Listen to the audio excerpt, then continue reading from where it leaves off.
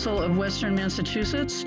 Welcome to our Instant Issues Online event featuring former CNN Asia correspondent Mike Chinoy on his new book, which I highly recommend. Are You With Me? Kevin Boyle and the Rise of the Human Rights Movement. We have folks from across the country and around the world, so this is very exciting. We are also pleased to have several students from Wilbraham and Munson Academy and from Western New England University School of Law, which is our co-presenter this evening.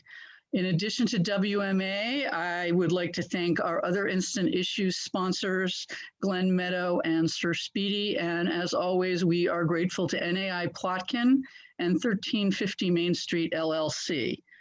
Our next event will be on Thursday, April 15th at noon Eastern Daylight Savings Time, featuring Sudha Sethi, who is Dean of the School of Law and will be speaking on national security priorities during the first 100 days of the Biden administration. Some of you will remember that she spoke on a similar topic 4 years ago, focusing on the Trump administration. You can find more information at our website at wacwestma.org, wacwestma.org. And if you are not getting our email updates now while you're there, you can subscribe. Now I'd like to introduce Professor Matthew Charity, who will be moderating the event. He teaches international law and human rights at the law school and served on the Human Rights Commission in Amherst, Massachusetts for 6 years. His focus is on government responses to and involvement in atrocity crimes, which overlaps with responses to group identity and exclusion from governmental protection or support. He spent several years between two larger law firms in New York, litigating commercial issues and doing some pro bono asylum and prisoners' rights work. So I'm going to turn it over to Matthew and Mike, and I will be back in about a half an hour. If you have any questions, please put them in the chat box. I want to let you know that if there are issues with Wi-Fi slowing down, I apologize for that, but we're going to try to have a great conversation tonight. And again, both Sid and I will be able to see questions in the chat. So if you are willing to share them with us, we will collect them, and that will allow us to have a more robust conversation with Mike Chinoy when he is done with his presentation about his book. I was also going to hold up a copy of the book, but you know, it's on my iPad, so that doesn't help you very much. But I can also affirm that it's a great read. I wanted to let you know I'm slightly biased as a law professor, but the celebration of someone who is a law professor, an advocate, and an activist seems about the best kind of biography one could write. What's more incredible, though, is the love and truth that seem to rise up from every page. Not a universal truth, but a frank description of what Kevin Boyle did, the context, personal, societal, global, within which he was acting, and at times an assessment that he might on reflection have gone in a different direction, or at least have hoped for different results. Mike Chinoy brings both a personal affection for Kevin Boyle to the page and the eye of a correspondent who is seeing the issues from a vantage point of a bit of distance and a bit of time. It's a remarkable remembrance of Kevin Boyle's life itself, and it seems to bring out stories of identity, of political voice, and of some of the tragedies of dehumanization and distrust that are central to much of the political dialogue globally today. I also have to say how important it was to develop standards around the new human rights instruments in the periods of the 60s, 70s, 80s, in applying the law that came about through the European Commission of Human Rights and the Court of Human Rights, as well as the new processes of who you deal with, of who has a voice. So the steps taken by Kevin Boyle set expectations for the application of rights and the rule of law over authority. That said, Mike Chinoy just does an excellent job of bringing that to the fore. And I want to turn it over to him to to have him talk a little bit about both his book and his experiences that helped him bring that together. So Mike, over to you. Okay. Thanks very much, Matthew, and thanks to Sid and to the World Affairs Council of Western Massachusetts. My book came out actually last year in Ireland and England, but due to COVID, its release in the States was delayed until this month. And I'm particularly pleased that it's the Western Mass World Affairs Council that's hosting the first book event, because I'm from Western Massachusetts. I was born and raised in Northampton. I went to Northampton High School, still have friends there. So it's particularly meaningful for me to kick this off with this particular program. So I'm going to switch to share screen so you can all see my presentation. Kevin Boyle, as Matthew indicated, was a very interesting figure. He was in some ways a charismatic, larger than life personality. His life and work reflected and shaped the emergence of the international movement to defend and expand the protection of human rights. Formed in the battle for civil rights in Northern Ireland, he subsequently became an important figure on the international stage. However, many of his greatest achievements took place away from the glare of publicity, and his compelling personal story is curiously unknown.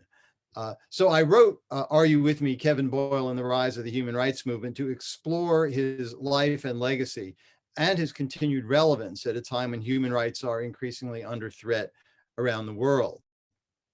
My own interest in Northern Ireland, which is how I met Boyle, grew out of my own involvement in the anti-Vietnam War and civil rights movements in the States in the late 60s and early 70s. I found something compelling in the idea that there was a corner of the United Kingdom, of all places, where a minority appeared to be treated as badly and in some ways worse than Blacks in the deep South of the United States. So I started reading up on the Northern Ireland civil rights movement. And then when I was a junior at Yale University, my parents, who were academics, both professors at Smith College in Northampton, spent a sabbatical year in London. And I went to visit them over the Christmas holiday, the 1971. And for a term paper, I decided to go to Dublin to see if I could do some interviews and learn more about the Irish situation.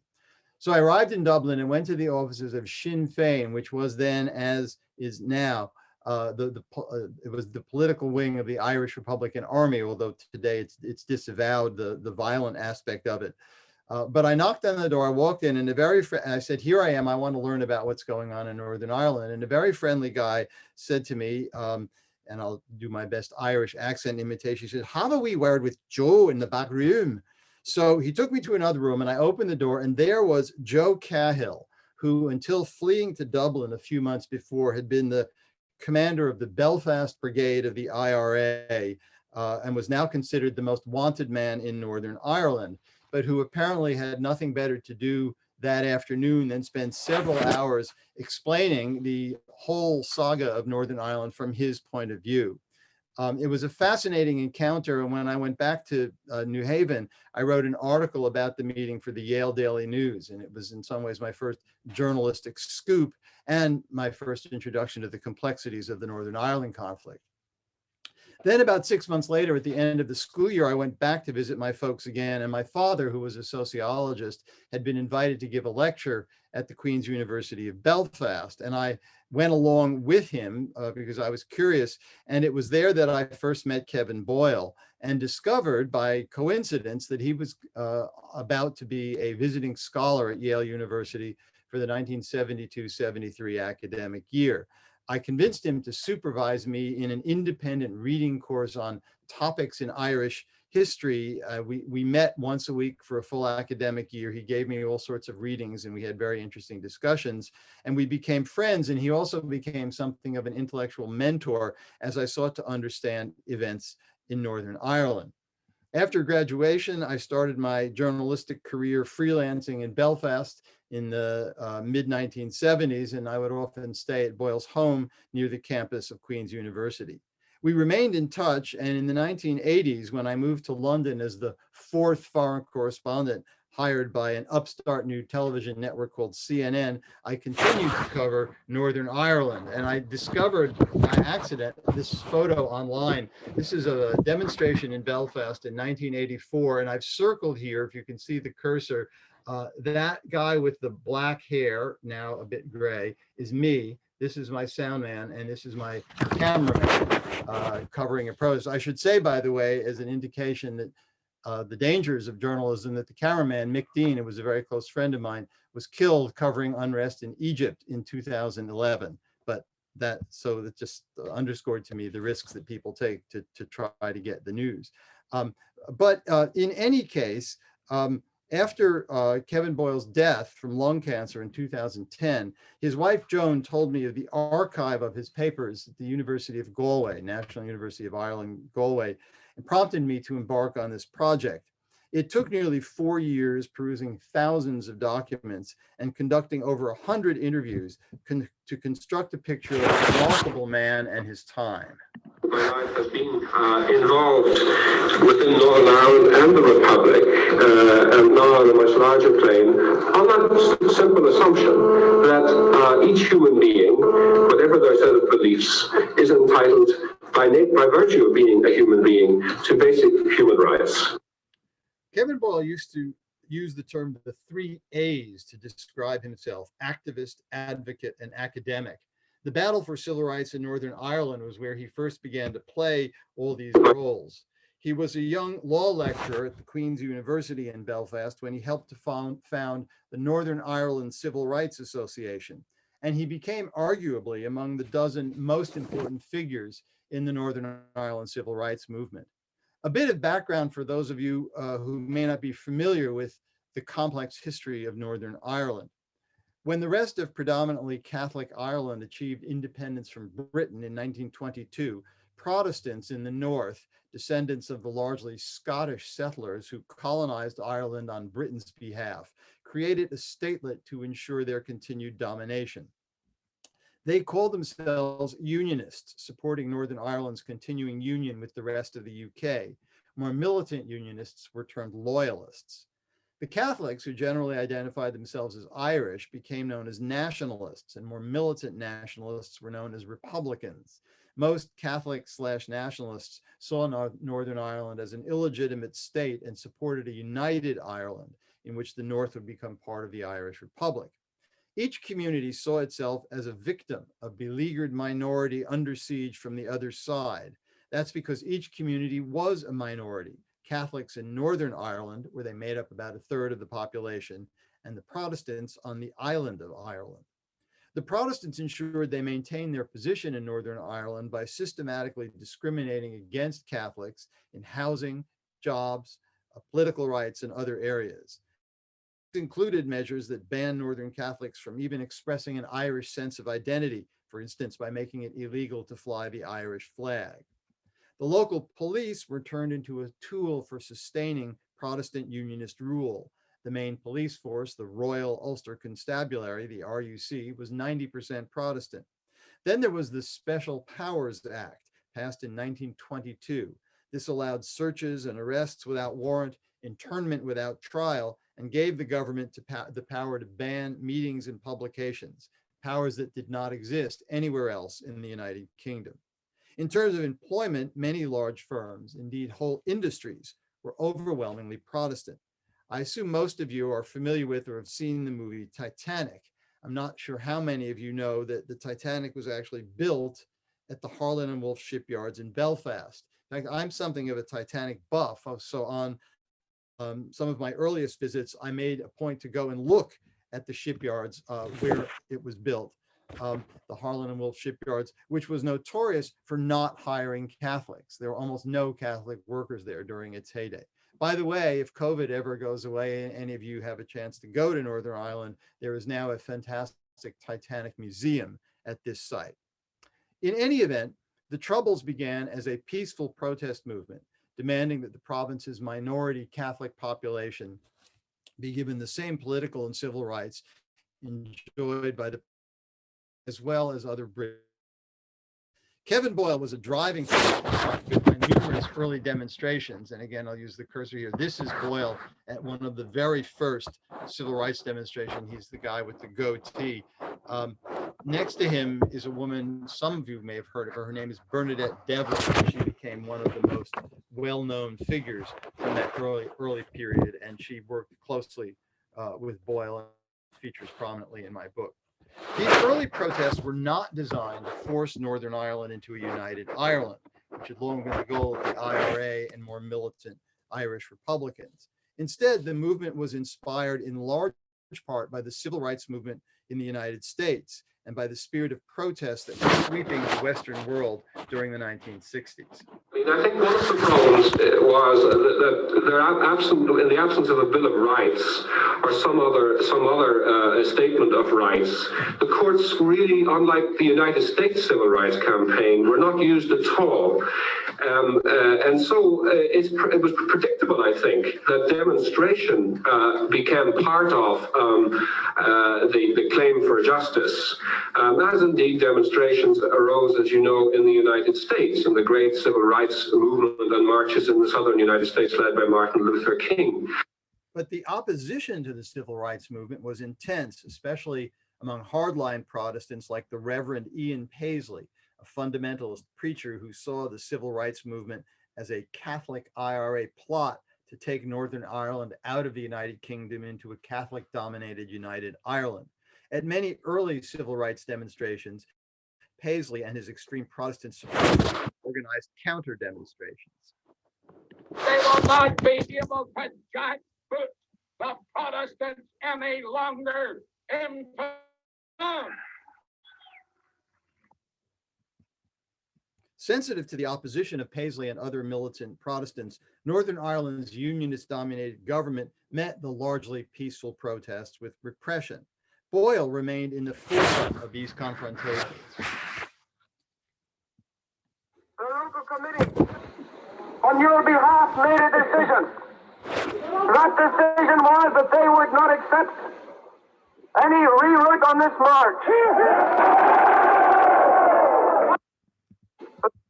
One of the most controversial early episodes in which Boyle was involved became known as the Long March, a march from Belfast to Derry, about 70 miles, in January 1969.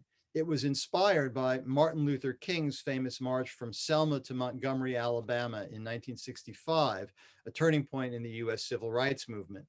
The goal of the Belfast to Derry March was to increase the pressure on Northern Ireland's unionist government to implement basic reforms, such as ending discrimination against Catholics in housing and employment and ensuring the right of all citizens to vote, as a set of complex rules established by the unionist authorities had led to the widespread disenfranchisement of the Catholic minority community. Boyle can be seen in the third row of marchers here on the left. That's him. The cursor. At a place called Burntallet, 10 miles from Derry, the marchers were attacked by club-wielding Protestant loyalists, including off-duty police. It was a key moment in the radicalization of Northern Ireland's Catholic minority. I think the students did not deliberately seek out a violent confrontation with the police in any context.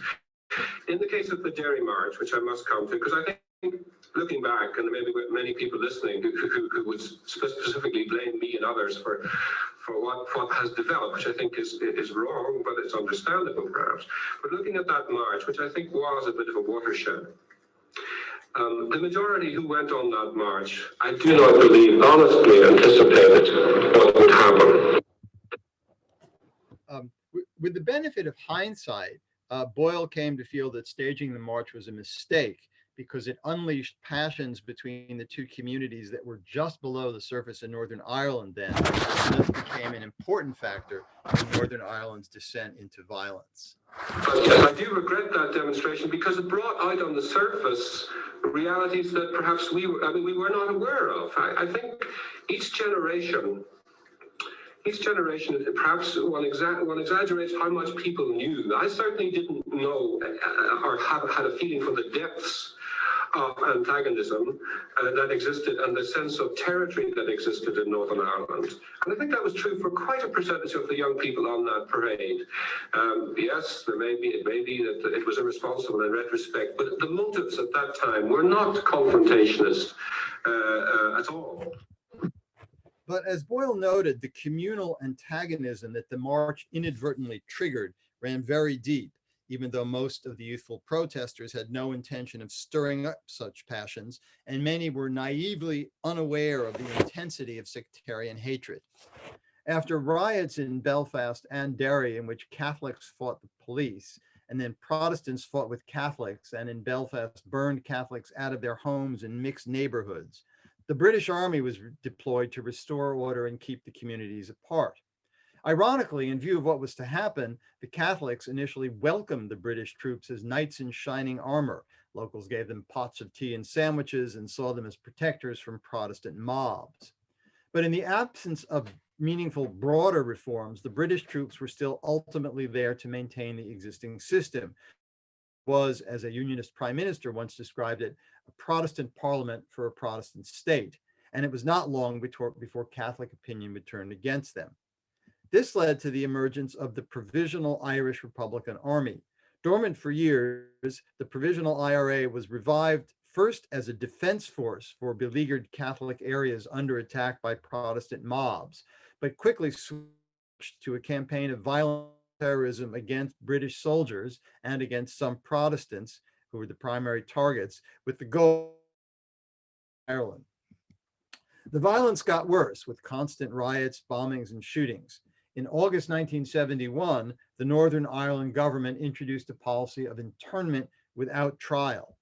Thousands of police and troops were dispatched to round up suspected members of the IRA, but nothing went according to plan. With the growth of the Provisional IRA, police intelligence files were woefully out of date, and many IRA men, suspecting that internment was imminent, had gone on the run. So the troops ended up arresting the wrong people, fathers and brothers, not the original targets, and almost everyone arrested was Catholic. No Protestant loyalist extremists were targeted or detained. At a detention center initially known as Long Cash and later the Maze Prison, brutal methods of interrogation were used, including denial of sleep and food and being forced to stand spread-eagled against a wall for long periods. Instead of calming things down, this move produced an eruption of violence on the streets, with major gun battles between the army and the IRA. Boyle was appalled by internment as well as the upsurge of violence, which he consistently imposed. But the government would not give in to demands to end internment. So, looking to channel popular anger in a non-violent direction and undermine support for the IRA, Boyle and the Civil Rights Association decided to hold a series of marches. The first in Belfast on January 1st, 1972, passed off peacefully. At Boyle's suggestion, the second march was held in Derry, and it became known as Bloody Sunday. And this is one of the interesting little facts I discovered in my research. I'm sure many of you have heard of Bloody Sunday. It was a watershed moment where British troops killed, opened fire and killed 13 unarmed demonstrators. Boyle's role as the person who proposed the march was not publicly known until I discovered it in my research. But in any case, Bloody Sunday was a watershed. Support for the IRA in the Catholic community skyrocketed. The British government dissolved the Protestant-dominated Northern Ireland Parliament, convinced it had lost the ability to manage the situation. The Parliament was based here at this building outside Belfast. Direct rule was imposed from London. Protestant extremists responded by setting up their own paramilitary group. Indeed, when I made my first visit to Northern Ireland a few months later, it turned out to be the weekend that the biggest of these groups, the Ulster Defence Association, decided to set up roadblocks, barricades to create their own no-go areas, since similar no-go zones had been set up in Catholic areas. Boyle, as I have indicated, was strongly opposed to violence. I has never, under any circumstances, supported, approved of violence in Northern Ireland. I have always been a believer that it is possible for the two communities to come to a new relationship in equality. After Bloody Sunday, Boyle concluded that the space for street politics, which he'd played such an important role during the previous 4 years, had disappeared. Although I did not know it then, this is what prompted him to take a year away from Northern Ireland and come to Yale to try to figure out his next step. What he decided was to shift his focus to what he spent the rest of his life doing, using the law to advance basic protection of human rights, especially in Northern Ireland and then beyond. Instead of supporting protests in the street, which so easily fueled the cycle of violence, Boyle became the lawyer who brought the first individual cases of torture and mistreatment of Northern Irish detainees by the British authorities to the European Commission on Human Rights in Strasbourg, France. Back then, the European Commission and the European Court of Human Rights were in the very early stages of evolving into what would become, in effect, Europe's Supreme Court for human rights cases. And Boyle was a pioneer in trying to use it to redress injustice. He also co-authored a series of reports on policing the courts and protecting individual rights that played a role in the British government's decision to eventually phase out internment, reform the legal system, and modify the behavior of the security forces. Nonetheless, the violence continued. Shootings and bombings carried out by the IRA and by a variety of Protestant loyalist paramilitary groups. Meanwhile, the British Army was waging a kind of counterinsurgency campaign, largely targeting the IRA, but occasionally also the Protestant militants. As I well remember from my visits to Belfast in 1972, 73, 74, 75, 76, and so on, daily life in Northern Ireland became a grim challenge of negotiating bomb scares, roadblocks, and explosions, with soldiers patrolling the streets and gunmen in the Catholic and Protestant areas waiting to strike. One of the most contentious issues in those years was the status of IRA prisoners. They wanted to be treated as political prisoners. The British government, however, was determined to treat them as common criminals, denying them political status and insisting they wear standard prison uniforms, which they refused to do. In 1980 and again in 1981, IRA prisoners staged hunger strikes to force the British to back down, but British Prime Minister Margaret Thatcher was unyielding. The standoff, in which 10 men eventually starved themselves to death, fueled the violence and led to a sharp rise in support for the IRA. It also prompted the first foray into politics by the IRA's political wing, Sinn Féin, which sought to capitalize on the public support in Catholic areas for the hunger strikers, who were revered by many as heroes. In the course of my research, I discovered that Boyle, who, as I indicated, was totally opposed to the IRA's campaign of violence, was involved with the support of Irish Prime Minister Garret FitzGerald in a secret, although ultimately unsuccessful, effort to use the machinery of the European Commission and Court of Human Rights to negotiate an end to the IRA hunger strike. A few years later, Boyle was involved in another, also largely secret, but much more successful initiative, working along with longtime collaborator Tom Haddon, who, interestingly, was a Protestant whose family came from one of the most hardline Protestant communities in Northern Ireland. Boyle played an influential role in creating much of the intellectual underpinning for the peace process that took hold in the 1980s and would climax with the Good Friday peace deal that ended the Troubles in 1998. This is actually an interesting story, and I think it's worth sharing with you in some detail. In late 1983, Irish Prime Minister Garret FitzGerald established what was called the New Ireland Forum. The goal was to find a new direction for constitutional nationalism in both halves of Ireland. That is, people who aspired to an eventual united Ireland, but rejected the use of force to counter, because they opposed what the IRA was doing. And the idea of this forum was to blunt the growing support, not only for the IRA, but for its political wing, Sinn Féin, which in the wake of the hunger strikes that I just mentioned, had become increasingly popular. After months of meetings and after receiving scores of submissions, the forum produced a report with 3 proposals to solve the problem: a unitary state, a federal or confederal model, or Ireland sharing with Britain joint authority over Northern Ireland. But Boyle and Haddon argued that the 3 proposals were completely unrealistic because there was no way the Protestants in the North would agree to any of them. Instead, Boyle and Haddon wrote a critique of the Forum report that called for the Irish Republic to recognize the legitimacy of Northern Ireland as it was then constituted. And it urged that any immediate action be, quote, directed towards a fuller recognition of the identity, rights, and interests of the nationalist minority in the North, rather than the unionist minority in Ireland as a whole. They then put forward what they called an alternative framework for action, which they argued should be underpinned by a binding international agreement between London and Dublin. They particularly emphasized the need to give legal effect to the validity of both traditions in Northern Ireland, a concept that became known as parity of esteem. And they offered specific proposals on power sharing and minority participation in government, as well as measures to protect basic rights, including the passage of a Bill of Rights for Northern Ireland. When asked her view of the three models presented by the New Ireland Forum after a summit with Irish Prime Minister Garret FitzGerald, British Prime Minister Margaret Thatcher responded with her customary brusqueness. Unified Ireland was one solution that is out. Second solution was a confederation of two states. That is out. A third solution was joint authority. That is out. That is a derogation from sovereignty. This statement became known as Maggie Thatcher's out press conference, and it initially cast a big cloud over any hopes that there might be some political progress. But in the course of my research, I uncovered a classified document that proved that the Boyle-Haddon paper had actually been brought to Thatcher's attention by the British Northern Ireland Secretary some months before.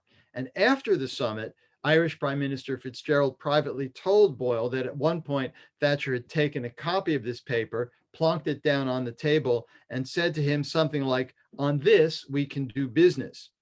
Indeed, not quite a year later, the Anglo-Irish Agreement was signed in November 1985, an event I remember well because I was in the room reporting about it for CNN.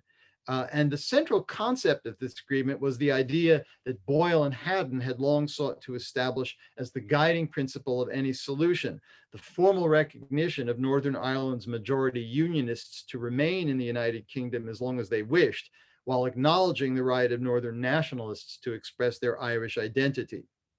In the years leading up to the 1998 Good Friday Agreement, Boyle consistently stressed the importance of strong legal protections for human rights as the foundation for any peace deal.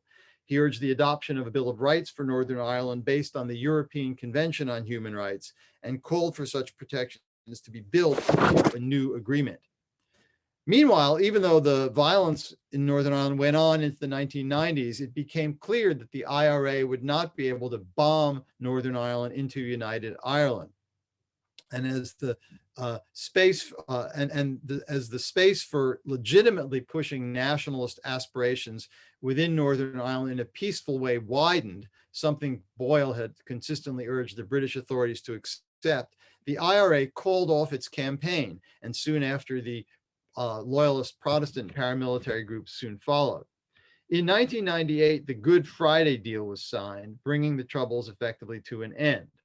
Although hardly alone in his views, it's striking when you look back at how much of the substance of the deal and some of the key steps afterwards reflected positions that Kevin Boyle had articulated and lobbied for over many years.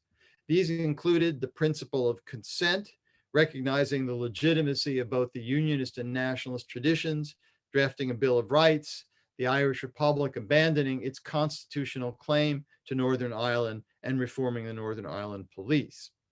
In fact, in 1999, Chris Patten, whom I'd gotten to know when he was the last British colonial governor of Hong Kong before the handover here in 1997, since as some of you may not be aware, I live in Hong Kong and that's where I'm speaking from now. Patten was asked to come up with recommendations to reform what was then still known as the Royal Ulster Constabulary, a force which, as I've indicated, was viewed with deep suspicion and hostility by much of the nationalist community. Boyle and a colleague submitted a paper to Patten on the importance going forward of incorporating human rights into policing. Significantly, this was a position Patten adopted, writing in his report that, quote, "the purpose of policing is to uphold human rights and respect human dignity." So it's fair to say that Boyle, although he shied away from the limelight and never sought credit, was, as former Irish President Mary Robinson told me when I interviewed her for this book, very influential in the thinking behind the peace deal. But Boyle's impact was felt well beyond just the troubles in Northern Ireland, as I write about extensively in my book, Are You With Me? He was the lead lawyer in the case of Jeffrey Dudgeon, which decriminalized homosexuality in Northern Ireland, a case which then led to its legalization in the Irish Republic, Cyprus, and other communities, and was cited in 2005 by the US Supreme Court in a landmark gay rights case in the US. Boyle conducted major missions for Amnesty International in South Africa during the darkest days of apartheid, playing an important role in the international campaign that led to the abolition of that country's pass laws, which were a foundation of its system of racial separation. At the end of 1986, Boyle became the founding director of Article 19, a new NGO that was intended to do for freedom of expression what Amnesty International was doing for prisoners of conscience. Boyle helped put Article 19 on the map, and today it remains an important voice for freedom of expression. Article 19 is both an ideal and an organization. The name comes from the Universal Declaration of Human Rights and the 19th article of that declaration of 1948, which proclaims everyone's right to freedom of opinion and freedom of expression, the right to hold opinions without interference, without fear, and the right to seek, receive, and impart ideas and information of all kind. That's the ideal, and we took that name as our name of our organization, and our mission is to promote a censorship-free world, to promote that declaration, which most governments, indeed all governments, have in one fashion or another approved of, this Universal Declaration. And our strategy, as all other human rights groups, is to try to get governments to live up to their commitments. In 1989, after Iran's Ayatollah Khomeini issued a fatwa, a religious edict calling for the murder of the Indian-born writer Salman Rushdie, Boyle became the public face of the campaign to defend Rushdie. It was Boyle who conceived of and drafted a famous letter signed by thousands of writers, including several who had won the Nobel Prize for Literature, in support of Rushdie.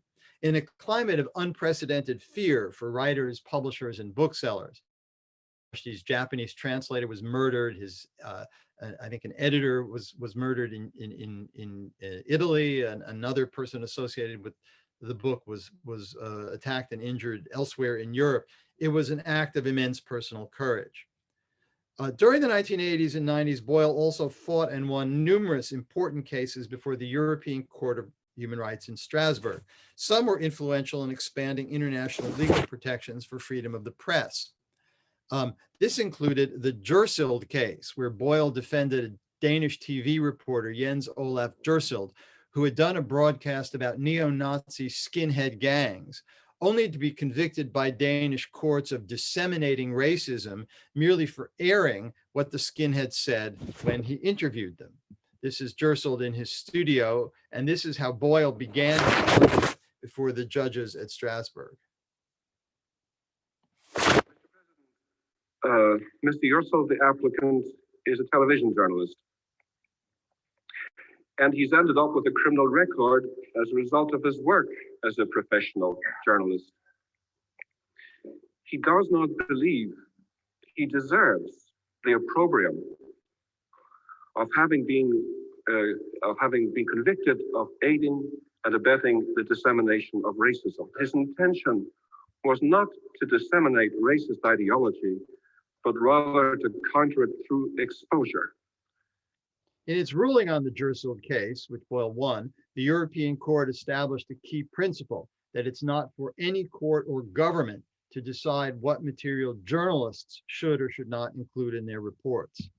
Another press freedom is one of my favorites. It's the Norwegian seal hunter case. You'll have to read the book for the details, but it involved a Norwegian newspaper and its editor being convicted of defamation after getting and publishing the contents of a confidential government report on the grounds that the contents of the report was defamatory and the newspaper hadn't verified the accuracy of what was in the government document.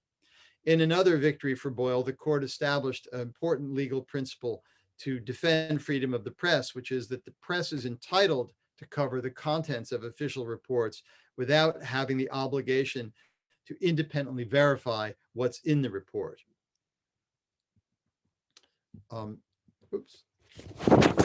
Boyle's involvement with the court climaxed in the 1990s when he worked on scores of cases at Strasbourg on behalf of Kurds from southeastern Turkey who'd faced imprisonment, torture, rape, and murder at the hands of the Turkish security forces.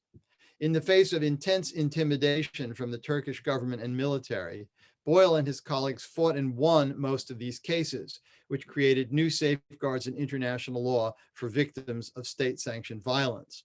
One of the most important was a ruling by the European Court of Human Rights that rape could be considered a war crime, a ruling that played a significant role in the work of international tribunals that were set up to address the genocide in Rwanda and the war crimes carried out in the former Yugoslavia in the 1990s.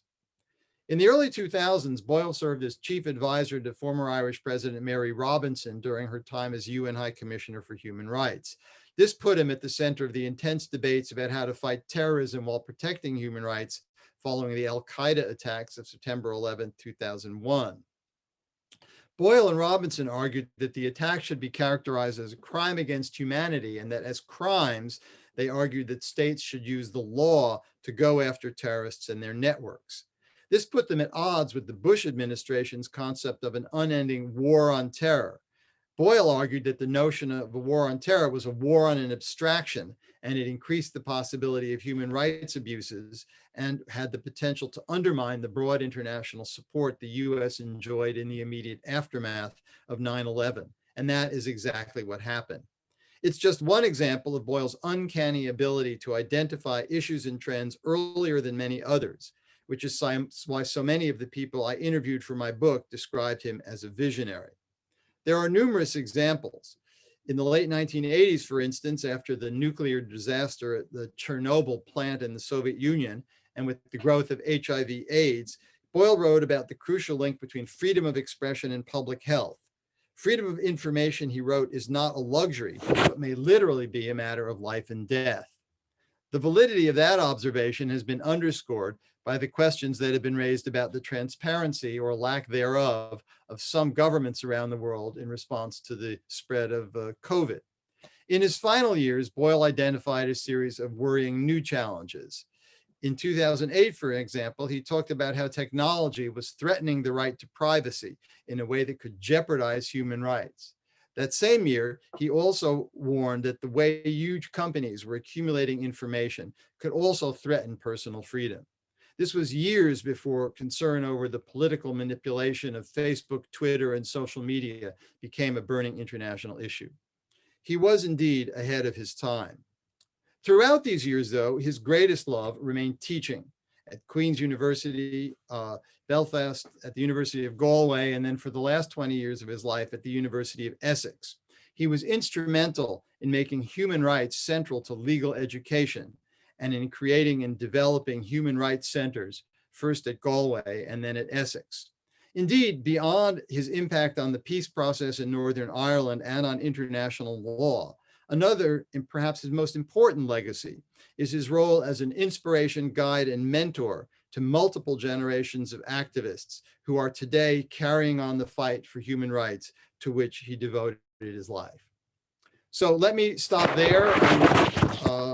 I'll click out of this presentation and would be very happy to respond to questions and comments. And thanks to all of you for attending.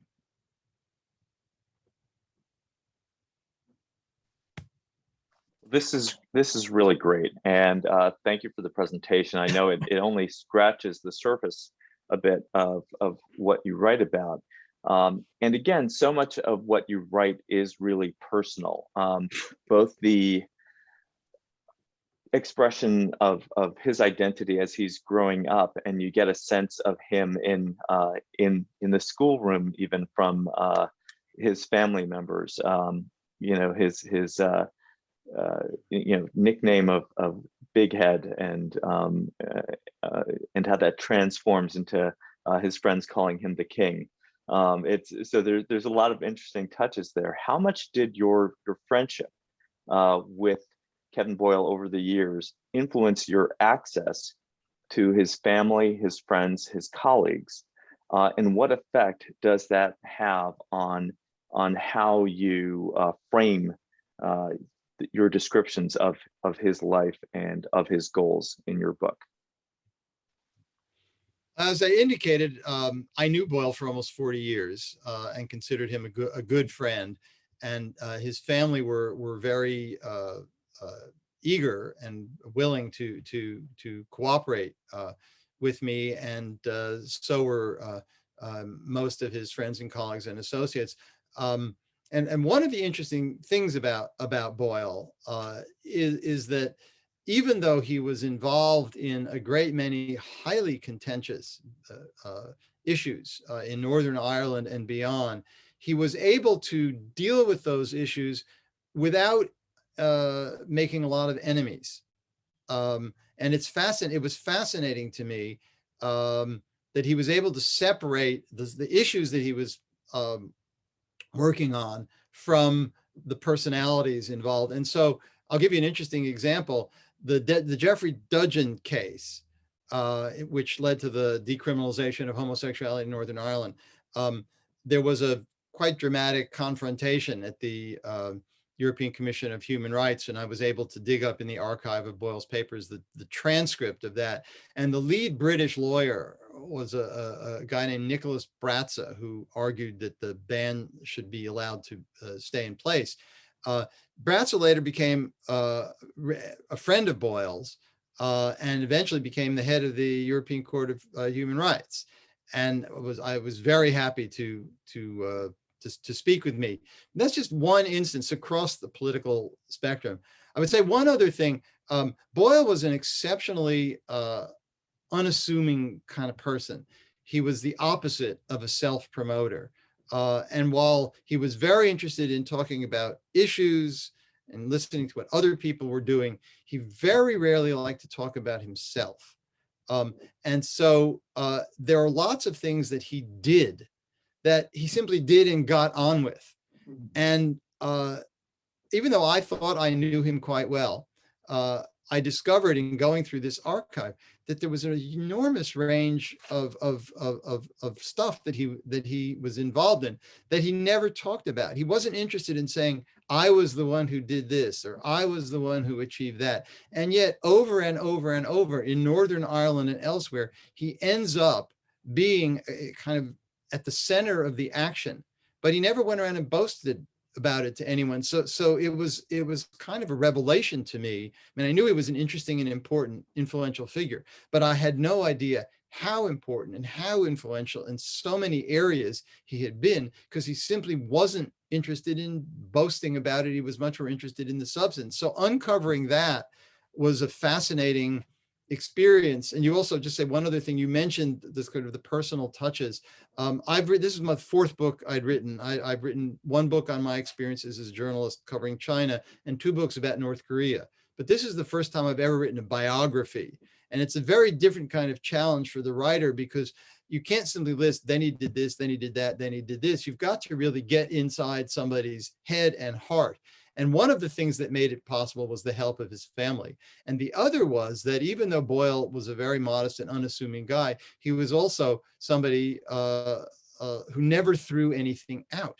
And so after his death, there was this extraordinary collection of papers and documents and letters and diaries and journals and minutes of the executive committee of the Civil Rights Association and emails and so on, all of which he kept, which made it possible not only to reconstruct what he did, but a lot of what he felt about what he did. Well, speaking about how he felt about what he did, and you do that, you discuss, some, as I mentioned, the looking back with a sense of regret. You played a clip of him mentioning regret. And I know that there was regret with regard to the first hunger strike that stops because there's a sense that there's going to be a solution to it. There's going to be a fix, and then that didn't end up happening, and people felt duped. And I know that there was some regret with regard to the Bloody Sunday march. I think you mentioned that there was pressure being taken off of Belfast by doing a march in Derry in the book. I don't think you mentioned that tonight, but this idea that he thought that that's a good idea, that this is something that's going to be helpful, but it ends up leading to a belief in the British government that this is going to expand, and therefore they crack down harder on that march than might have been expected. So as you consider what he has looked back on with some sense of regret, is there something that you think he was most disappointed at in what he did in his career, and something that you think he may have been most satisfied with, to borrow one of the questions in our chat? I think you know, one of the things that Boyle himself acknowledged, this sort of very big picture, is trying to fight for human rights is kind of you know, endless climb up a mountain. And one of the things that was interesting about him was that he remained resolutely optimistic despite many setbacks. And I think he recognized, and I think this is a takeaway that is relevant today, he recognized that human rights can't be taken for granted, that you have to keep fighting for them over and over and over. And sometimes you have to fight the same battles that you think you won over again, because even in places that we had previously come to assume that rights were largely safe, like the United States under Donald Trump, or the Great Britain after Brexit, or parts of the European Union that are now, for example, in Eastern Europe, run by sort of wannabe dictators and so on. So I don't know that was a disappointment, but I think it was a sense on his part that you can never give up. What I think probably, I mean, it's hard to put sort of words in his mouth, but I think it's very clear that at some level he was very haunted by his role in Northern Ireland. I mean, this was a guy who absolutely abhorred violence and did a great deal to try and counter it. But I think there's a lot of evidence to suggest that as he looked back on, and even at the time, but especially later, he was really haunted by the wondering, was I in some way responsible? Did my actions in pushing civil rights in the way in which he did, and in being involved in these demonstrations, become a catalyst for what descended into this 30-year nightmare of the Troubles? And I know it was something that he, you know, even when he was dying of lung cancer, he was exchanging emails with a former student, which I found in the archive, talking about this. And in terms of satisfaction, I mean, there are plenty of sort of legal victories, as I tried to indicate, but my guess is that Boyle would say what gave him the most satisfaction was to train what one scholar has described as battalions of young people to get into the fight for human rights. I think that gave him enormous satisfaction, and it engendered a remarkable devotion to him on the part of his students. And it's interesting to today, if you scratch the surface, a lot of the big human rights organizations, Human Rights Watch, Amnesty International, and so on, a remarkable number of people holding important positions now are his students. They went through the human rights program at the University of Essex, and to some extent they're dubbed the Essex Mafia. And so I would say that that's something that would probably give him most satisfaction, and in some respect constitute his most enduring legacy. Could you talk a little bit about his outreach and working with programs and developing human rights programs at other law schools in other countries, and how that plays into the idea of it being a global struggle for human rights? Well, Boyle was really one of the pioneers of this notion that human rights needed to be part of a law program. This was not something that was common. I mean, you teach law, you know this. It was not something that was commonly accepted certainly not back in the 70s. And when Boyle first left the Queen's University of Belfast and went to the University of Galway, he created this Irish Center for Human Rights as a kind of prototype of what this could be. And back then he was engaged in conversations with the people who created a similar center, partly inspired by what he was doing at the University of Essex. And then during the 20 years he was at Essex, he built the Essex program up into really one of the world's leading training centers for human rights. And also one of his interesting notions was that you don't just study law to become a lawyer so you can do contracts or make a lot of money. He thought that that undergraduates should study law the way they study history or economics or biology, just to get a basic understanding of it. But also the approach is that law is a tool to improving society. And so he worked with, he had a group of very devoted students in Brazil, for example, and he worked with them and was inspiration for them in trying to set up human rights law centers in Brazil. There was something comparable in Japan. After the fall of the Soviet Union, he was involved in efforts to try and promote legal education and a greater understanding of the rule of law and the uses of law to defend and protect rights in Eastern Europe. So his kind of point of departure was human rights are universal, as the first clip I played indicated. Everybody's entitled to certain basic rights, and that education was a central feature of getting other people involved. You could also talk a little bit perhaps about a couple of questions seem to be around the idea of what he would feel today about something like what's happening in Hong Kong. I had the same question with regard to, obviously, police reform being very much a central topic in the United States and frankly around much of the globe today. And you discuss in the book issues like police using before the rubber bullets, using plastic bullets that will actually blind and maim and in some circumstances kill. And his kind of expanding to look at something that today we might treat as a non-international armed conflict or something like that, but looking at it as a police reform issue. How do you think he would engage with the discussions that are occurring today around things like police reform or around, and I'm not asking you specifically about Hong Kong because you're in Hong Kong. And so, you should feel free not to speak about places that might not appreciate how you speak. But how would he interact with that? And I know he went to a conference at one point where a government that's hosting a conference says you cannot present something during a conference on freedom of expression.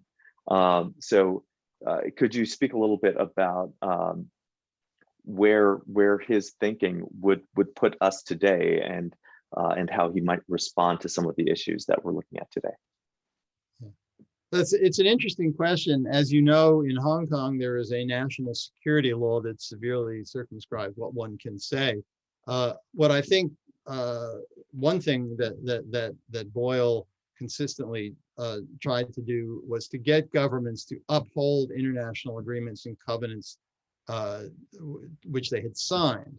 And I suspect that would be an argument that he would make here. It's interesting, that was actually in 2008, he went to China. It was his only trip to China. And he gave a series of lectures on human rights law. This was at a time when the climate in China was more open than it is now. But the focus was on international human rights laws, human rights covenants from the UN, and the importance of countries following it. And so I think that's one thing that he would advocate. You mentioned rubber bullets and plastic bullets. Well, now we've had so many instances in the States of civil disorder where police have used rubber bullets. People may not be aware that the rubber bullet, the plastic bullet, was devised by security forces for use initially in Northern Ireland as a riot control technique. And the original concept of it was that it was more humane than regular bullet because it wasn't designed to kill if used properly.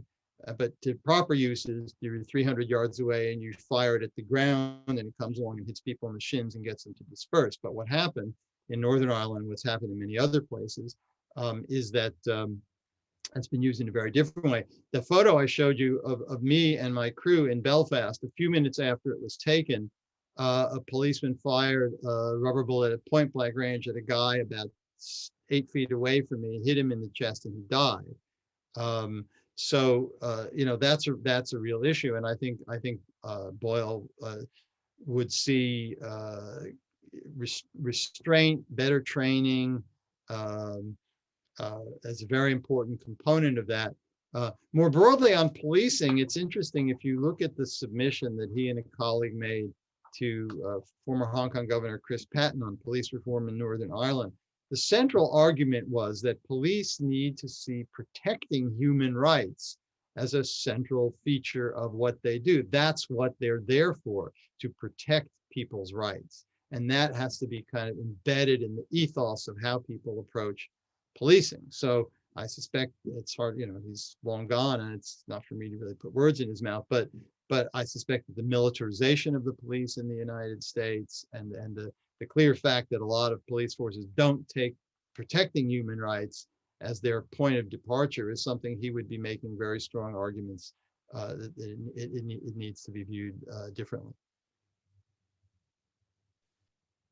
So I have a question that might be more geared towards you than it would be towards Kevin Boyle, which is perhaps fairer since he's not able to answer, and you might.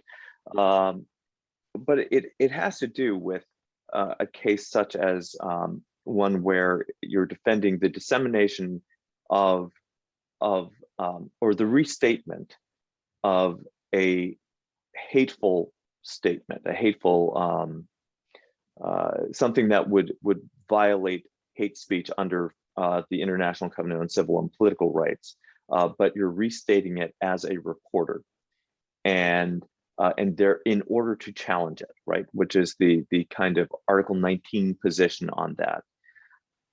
As time passes and we see some news media pose as questions things that they are attempting to repeat and get into your head as facts. And I don't want to name particular news channels that might question, woke culture or whatever it is, but they do so in a way to make an argument. Is there room to defend different types of repetition in order to allow for a freer speech, while knowing that some people are using that freedom of speech in order to incite hate and incite violence? It's a very valid issue. In some respects, this was one of the central issues in the Jerseld case that Boyle took in the late 1980s, because there was a law in Denmark that said that disseminating hateful statements was against the law, and so the journalist who reported on it was prosecuted, and so I think part of it depends on, a lot of it, I think, frankly, depends on the quality of the journalism. And the landscape of the news media has changed in many ways. And maybe I'm a little old fashioned. I got my start as a radio stringer for CBS News in the mid 1970s here in Hong Kong, when Walter Cronkite was in his heyday. And so kind of traditional values of getting the facts right matter. But I think there is a sort of, notion of truth. And one of the things that's very, very troubling to me, and I'm sure would have been troubling to Boyle, is to see the way in which essentially an alternative reality has emerged, and to the extent to which journalists, particularly when you have the kind of on the one hand, on the other hand, this person said this, but that person said that. There's a great line that somebody came up with that, the role of the journalist is not to ask you and Sid, is it raining out or not, and report that you said it is and she said it isn't. The role of the journalist is to look out the window and tell you if it's raining. And that's kind of where I come down. So I think a fact-based journalism and a journalism that makes every attempt to avoid political agendas, that provides accurate information for people to help them make up their own minds, and doesn't come in with an agenda. And one of the great damaging things about, for example, Fox News and the whole sort of alternative world that has created, is that it's undermined the notion that there is that you can be sort of accurate and fair and balanced simply by not being Fox News has pegged many mainstream news organizations as on the other side of the political spectrum. I think that has been very, very damaging, and I'm harshly critical of Fox. So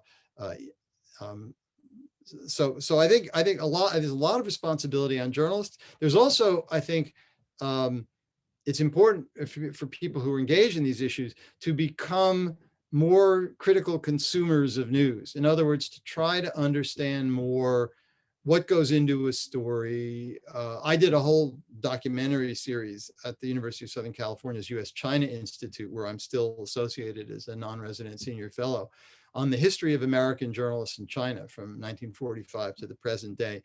And one of the central reasons for doing the project was to give people a sense behind the scenes of how news is actually gathered, because people are sort of passive recipients of news. They sit and they watch the screen, or they read online, and they don't really have any sense of how that went in there and what makes up the story. And so I think it's incumbent on people who care about these issues to try to educate themselves more about how journalists actually do your job. For the students here today, for example, if when we finish in a few minutes, you had 90 minutes to write 700 words about what I just said and what the point of it was, what would you say? And how would you say it? And what quotes of mine or what quotes of Kevin Boyle would you use? That's a good example of exactly what a reporter does when they go to a press conference or when they witness an event and they have to turn it around under a very tight deadline. So I think if people have a better understanding of how journalists do their job, they'll be better able to judge whether the job is being done well, how much of an agenda there is, what was left in, what might have been left out, what the structure was. Journalists are fallible, even though it looks omniscient when you see it in black and white on the computer screen or on your TV set. The old joke is the two things you don't want to see the inside of are a sausage factory and a newsroom. And for the same reasons, you don't want to know what went into it. And there's some truth in that. So I think it's important, this is a kind of long-winded way of getting back to your original point, for people to educate themselves about how it actually works, so they become more sophisticated consumers of news and thus less subject to being influenced by stuff that is dishonest. I'm going to go to a question from the audience. And I think it relates to the discussion and a question that I had. The question that I had was going to be, who is your book for? For those of us, I'm from the Northeastern United States. I think that we grew up with a lot of discussion about Ireland in the Northeastern United States. So most of us are going to have some interest in reading the book for that reason. But I also think that as someone who cares about how law develops, it's a great book. For someone who cares about a life committed to service, it's a great book. But the question that's being posed is regarding law as a tool to improve society. When there are different ideas of what it means to improve things, to move things forward, to progress, how do you effectively navigate the environment of progression? when there's pushback on where progression should be taking you? Well, there's sort of two related questions. In terms of the book, I tried to sort of thread a needle here. The book is intended to be of interest to people who are interested in Northern Ireland, in the other places or issues in the world, that broad issues of human rights, freedom of speech, the other issues that Boyle was involved in. But I come from a background as a TV reporter where you streamline things and you try to make things comprehensible to large numbers of people by not overcomplicating it. And so I wrote the book Kevin Boyle lived an amazing life. And this book is designed to be, you can't go on airplanes very much anymore, but a really good airplane read. It's an exciting story. This guy was in the middle of a lot of really dramatic, exciting, sometimes dangerous, sometimes heartbreaking, sometimes inspiring events. And so it's partly designed just to convey, it's a great story and it's an inspiring story. But it's also designed for people who are interested. For example, I hope that it'll get used in law classes, because it's intended to explain. I'm not a lawyer, but I had a very steep learning curve in writing the book. But it's partly because of that, it's intended to try and explain these complicated things in an uncomplicated way. So folks who are not academics or specialists can read it and enjoy it and learn something about it, whereas folks who are specialists can also benefit from it. In terms of this broader question about, how do you, how can you use law to improve society when there are disagreements over what it means to improve? Well, just like in a courtroom, you debate and you make your arguments, and sometimes you win and sometimes you lose, and sometimes you change your mind and sometimes you don't. There is no one size fits all. And I think that's every society is different. The politics of every society are different. The legal systems in every society are different. The priorities are different. I think, if you come from it as Boyle did, with this kind of fundamental notion that there are basic rights outlined, for Boyle, the great inspirational document was the Universal Declaration of Human Rights in 1948. And if you read it today, in light of what's happening, it's kind of a revolutionary document. But it was written in the aftermath of World War II, and it was a response to the horrors unleashed by World War II and a desire to create circumstances under which that would never happen again. So if you take as a point of departure something that was largely signed onto by much of the world, and then you just try and apply it, and in some cases you'll be more successful, in other cases you won't, in some cases it will work, in other cases it not. But as I mentioned, the thing about Boyle is that he was never going to impose a one size fits all, but he wasn't going to give up. If this didn't work, you tried that. That didn't work, you tried something else. But you recognize that being on the field of battle and waging the fight, is in some sense almost equally as important, because you're not going to reach a point where you say, job's done, human rights been achieved, I'm going to go off and sit on the beach. It's never going to happen. So you have to keep pushing all the time. So speaking about pushing, I think back to when I was 15, the situation happened with Tiananmen Square, and I called up the Chinese embassy. I thought that I was writing for Children's Express, and I thought, I'm going to break this story. I'm going to get a scoop. I'm going to get an interview. And of course I was told, well, if you want the view of the Chinese government, go to Chinatown, pick up the view from Xinhua, and write exactly what we've already said, because we're not going to say anything different from what the Chinese government has already said.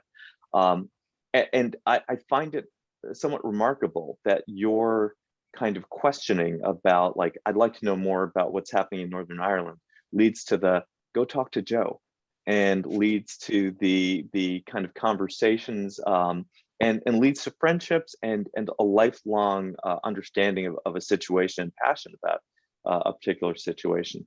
Would you recommend that type of reaching out to young people today, to just try to get in there, or have times changed in such a way that you wouldn't recommend someone go meet with Joe today? Well, are a number of elements in that question. First of all, on Tiananmen Square, I was there. I covered it for CNN, and actually my first book, China Live: People, Power, and the Television Revolution, is all about my years in China, including a lot about what it was like to live through and report Tiananmen. So that's an issue that remains, close to my heart. Not to mention the fact that it took place on my birthday, June 4th. So for years and years, when I was at CNN, we always had to do Tiananmen anniversary stories. And so for years, I never got to celebrate my birthday because I was always out working. I think journalism is a great career. The nature of the news business has changed very dramatically from what it was when I started. The opportunities are different. Probably if you want to make a lot of money, it's not a good career to go to. But it's a fantastically interesting thing to have, as I was lucky to have, a kind of front row seat to watch history in the making, and to go and meet the Joe Cahills of this world and the Kevin Boyles of this world and all the other interesting people and circumstances that you get to do. So I think it's a fantastically interesting career. I think to do it today, the skill set is to some degree different, or in the sense that because the technology has changed so much, that it's really important and since anybody can learn it now, to learn how do you shoot video, how to use audio, basic editing software, coding, web design, all of those kinds of things are really central. And if you have those skills and you also have a specialization like economics, international affairs, law, whatever, that makes you more employable. But I think, fundamentally, as it's this kind of the value of the craft is to honestly try and figure out what's going on by talking to as many people as you can on all sides of the issue, and then not to weigh up and say, this is what I think you, the news consumer, should think about this, but this is what I, the reporter, have learned from talking to people on the scene, because you, the news consumer, aren't on the scene. And this is what they said, and this is how it fits, and to do that in an honest way, which means acknowledging that there's no such thing as absolute objectivity. Everybody has personal biases and emotions, but learning to apply professional standards of the way of journalism and of intellectual integrity and so on, and try and write what's been dubbed the first rough draft of history. It's an extraordinarily interesting experience. It's not a job for somebody who wants to be in an office from 9 to 5 and go home and put their feet up, or have a stable family life. It can be extremely dangerous. I mentioned at the beginning my friend Mick, who was killed in Cairo, and I had more than my fair share of close calls over the years. But it's absolutely worthwhile, and I think given the way the media, given the way, for example, local news has been decimated by all the economic changes and so on, it's more important than ever that people who are committed try and come in, and maybe over time a different economic model will evolve that will make it more financially viable. But I think if you don't have accurate information out there, then as a democracy, you're really in trouble. So it's a fascinating thing to do and a really important thing to do. This piggybacks on the first question I asked, which was about access. This is more about your finished product. How important in your journalistic career have producers been in helping you develop a story and present a story, and in writing particularly something that is a biography, which certainly requires fact checking and framing? How important was the editorial process for you in writing this book? It was very important. In terms of access, I did well over 100 interviews. Almost everybody that I asked to speak with agreed to speak with me all around the world. And it was I was in constant dialogue with people. They got tired of getting my emails. They say, well, you said that in November 1984 that you thought this, but I just found something in the archive that said that. But it was like putting a huge jigsaw puzzle together. I shared drafts of chapters with people. For example, there's a chapter on Boyle's missions to South Africa for Amnesty International, which are absolutely fascinating, what he did in sort of the mid 1980s. And so I shared that with one of the people who had dealt with him at the time, who had some very constructive suggestions. There's a chapter on his Kurdish cases, which I shared with people who were involved in that. So I was constantly seeking feedback. There's some writers who feel that their words are like pearls and you can't ever change it, but I'm not that kind of writer. And then I was very, very lucky with my publisher and my agent. My publisher is Lilliput Press, which, as the name suggests, is a small Irish publisher, but it's a very distinguished one. It's among others, it's the current publisher of the works of James Joyce. So I'm in fairly exalted company here. But they were fantastic, and the whole editorial process and the fact checking, and and between that and then sharing it with I was saved from a number of embarrassing errors, and helped in sharpening and clarifying the narrative. And one of the things that I've been gratified by is that in all the reviews and commentary, there's been some people have taken issue analytically with certain things, but there's really not been any of I was in the room then and that's not what happened. Which if you look at some of the sort of tell-all books that come out of Washington periodically, I won't name names here, but some of the books are sort of behind the scenes. You get that all the time. So I feel I was very, very grateful for that kind of help, and it really made a difference in terms of getting the contours of the story and the details right.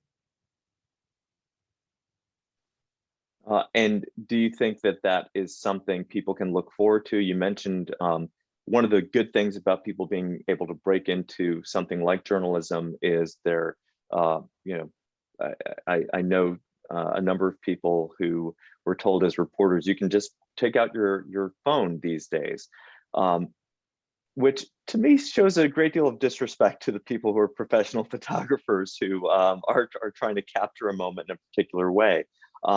Do you see a negative in the ease with which people can put things out quickly, without kind of having the process that you've had and that you, I think, professionally want to have, as far as reaching out and making sure you're kind of getting everything lined up? Well, it's a very mixed bag. Certainly, from my days as a journalist, something would happen, we weren't there. It's like, oh God, where do we get video of this? How do on the phone calling eyewitnesses and all the rest of that. So the fact that anybody with a smartphone is now a camera person, on the one hand, it's fantastic. On the other hand, it does blur the lines. Just because you happen to be there pointing your phone this way doesn't mean that if you're a trained journalist, you realize that what you actually is more important is to be pointing that way. So again, I think part of it is on all of us as consumers of news to really understand what it is we're reading and watching. Facebook is not the New York Times or the Washington Post or the Wall Street Journal. It's kind of a agglomeration of all kinds of stuff. But just because you see, and I've had people, seriously say to me, oh, I saw it on the internet, so I know it's true. Well, it's not necessarily true. And the technology is evolving in such a way that the ability to fake images and fake video and, even create fake, uh, things that are attributed to a particular person. So it's really important, even more than ever, to not sit there and just passively let all this, be bombarded by this, but to really understand what it is you're looking at, and to, when something is posted online, don't just automatically accept it at face value. Look at who posted it. You see their name and it's unfamiliar, Google them. You may discover they belong to an organization that's got a particular ideological bent, or it's from a website that's associated with scams. There are resources out there that allow you to fact check it, but it means not just being a passive consumer of news. Because if one is simply a passive consumer of news, then it further allows the blurring of news and just stuff that's out there that because of the power of the internet and social media, I could send a tweet out right now saying, a little spaceship with little green creatures has just landed in the apartment block next door and go around the world. Totally not true. So I think it's incumbent on those of us doing it to be professional and careful, and it's incumbent on people on the receiving end to try to do everything they can to understand the landscape, the background, the context, the nature of journalism, the nature of information. It requires some work, but that's the price that one needs to pay in this brave new world to avoid being completely swamped by information that's not necessarily true or accurate.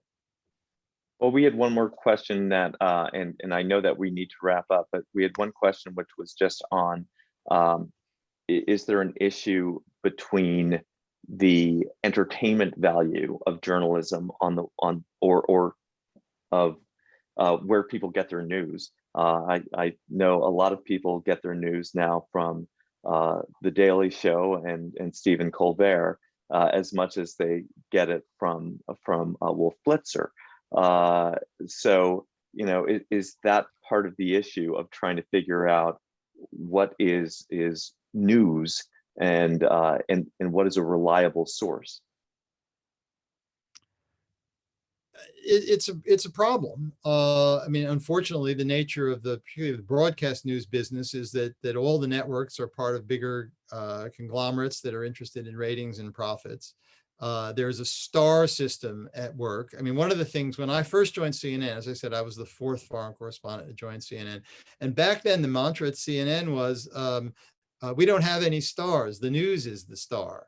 And there's that's maybe a bit of a stretch, but there's an element of truth there that's important. The story should be something is happening in X, not, oh, look, my favorite reporter is in X. But I think, if you're watching Stephen Colbert or The Daily Show, they often have really good insights. But if you take that as the sum total of everything, you're not necessarily going to have all the information that is really relevant to an issue. It's a very good add-on if you're making a point of trying to follow news elsewhere. But it's a real challenge, and most people are busy and can't spend all day just chasing the news and have to make choices. And of course, one of the things about the internet is that you can click on what you're interested in and tune out what you're not interested in. You can program things to only send you stuff that you want to hear that reinforces your view. So it's a challenge for this whole generation, I think, to be aware of that. But the stakes are so high of not being aware that I think it's really a challenge that people need to embrace. Well, I believe I have to turn everything back over to Sid. I had wanted to ask one final question, which would have just been about whether there's a different sense of pride in writing a book that is not just your analysis, but is promoting the life of a friend, and whether there's just something different about being on a book tour for this than there were for your previous works. Well, I make no bones about the fact that Boyle was a friend and I had a great deal of respect for him. But as I say in the preface to the book, I tried to bring to this book the tools of the journalist and the historian. And this is not, an ode to Kevin Boyle. This is a serious attempt to recount the life of a very interesting and important person who had all kinds of ups and downs. I think what's most satisfying is, objectively, he was a far more important figure than in many areas than a lot of people realized. And I think to the extent that this book fills in a kind of gap in our historical understanding, that's very gratifying to me. When Mary Robinson was a close friend of Boyle's and was the president of Ireland and was then the UN High Commissioner for Human Rights and remains today one of the sort of main global voices on human rights. And when I interviewed her for this book, the first thing she said to me was, "I'm glad you're writing this book because Kevin Boyle deserves to be remembered." And so to that extent, yes, it's satisfying, but it's not simply because he was a friend, but it's because objectively, and I think I document this in the book, objectively, he did some very, very interesting and extremely important things on an issue that's relevant to all of us. And I had to be very careful writing this book. I didn't undertake this book to write a big puff piece about Kevin Boyle. I undertook to write a serious biography of an important figure who I happen to know and be friendly with. But it is satisfying. I mean, I've had emails from people from Northern Ireland saying, I thought I knew a lot about the Troubles, but I had no idea that he was at point X, Y, and Z, or other people saying, I had no idea how influential he was on the Salman Rushdie case, for instance, and so on. So to the extent that I'm filling in gaps in the historical knowledge of people, and letting people know about somebody who's worth knowing about, that's very gratifying. Well, thank you very much. I can speak on behalf of Western New England and say how much we appreciate being able to hear from you and to dialogue with you. And so thank you for making this opportunity. And I will also thank Sid and the World Affairs Council of Western Mass for making this possible. Thanks to you, Matthew. Thank you, Matthew, too. And thank you to Western New England, which is a fabulous partner, especially the School of Law. And when this topic came up, I immediately thought, well, Matthew and Sudha, and sent emails and heard back right away that they were enthusiastic partners. And thank you very much, Mike, for getting up early to talk to us. The amazing thing about Zoom now is that we can have a speaker from Hong Kong. And maybe sometime we'll be able to have you back here in Western Massachusetts. So thank you both, and thank you all for tuning in. Bye. Bye-bye.